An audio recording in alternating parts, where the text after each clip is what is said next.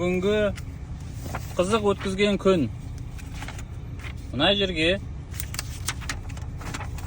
печать қоймай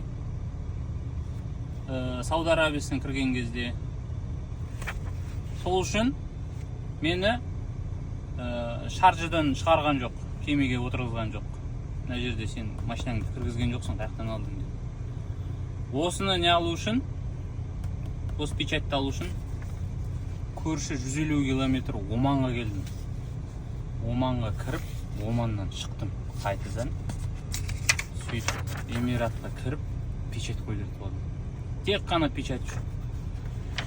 Жарты сағат тексерт, так тез өттік.